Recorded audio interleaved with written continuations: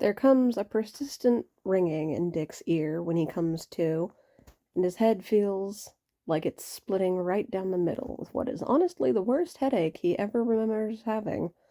Like his headache is having a headache, or a hangover, or both.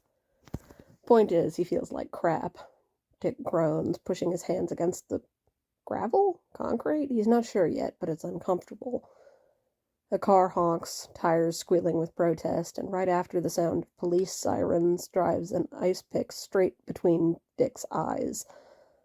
God, he's never hated Gotham's ambience as much as he does right now, not to mention the smell. Wait a minute. Dick sits up with a start, eyes snapping wide open, and is promptly greeted by the sight of a dark alleyway with dumpsters full to bursting lining each side. What the hell? A rat squeaks from where it had been checking if Dick was food, and disappears back into the darkness when he pulls himself to his feet with a low curse. He's still wearing his suit, at least, and some careful probing confirms the domino is still stuck fast to his face. No visible injuries, either, and while Dick feels achy and tired and extraordinarily miffed at the universe at large, the headache appears to be the only thing physically wrong with him. That does leave him with a larger issue, though, namely, figuring out how he managed to end up in the middle of whatever this city this is, because unless someone knocked him over the head good enough to cause short-term amnesia, which would at least explain the headache, he should be with the Titans right now. Or, no, that's not right. He was with the Titans, and then he'd been on his way back to Bloodhaven, and no, Dick was already in Bloodhaven, right?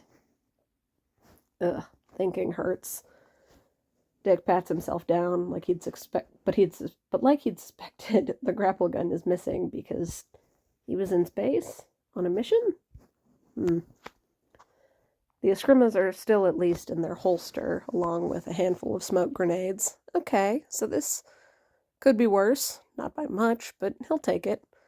Now he's just got to pray that this is either Gotham or Bloodhaven instead of Detroit or something. God, please don't let it be Detroit. Dick sticks his head out of the alley, looking left and right, but the streets are blessedly empty of pedestrians, so when he pulls himself up a nearby fire escape, nobody can bear witness to the amounts of cursing he does.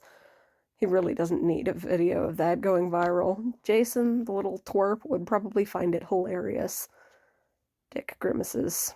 Right. If this is really Gotham, he'll have to go to the Batcave and deal with the shit show that's Jason and Bruce's latest spat. And also Jason's general antagonism. And fine, Dick didn't exactly handle Jason's initial introduction well, but it's not like he didn't apologize for it. But now it's like the kid is trying to get one over on him at every turn while also looking to him for approval. And frankly, it's exhausting. He never knows how to deal with the new Robin. Either he ends up saying something that Jason will scream at him for, or the kid does something so monumentally stupid that Dick ends up screaming.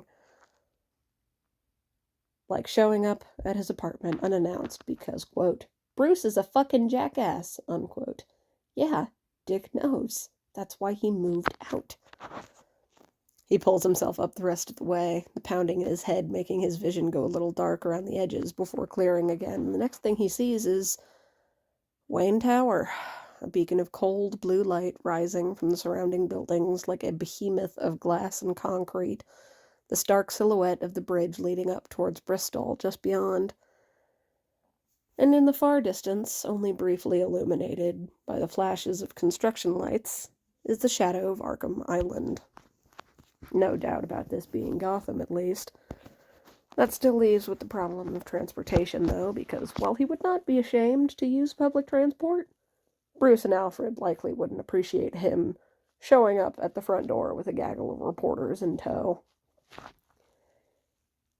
Dick's eyes flick down to the neon sign of a dinghy club and the assortment of bikes parked out front. Fine, he can work with that.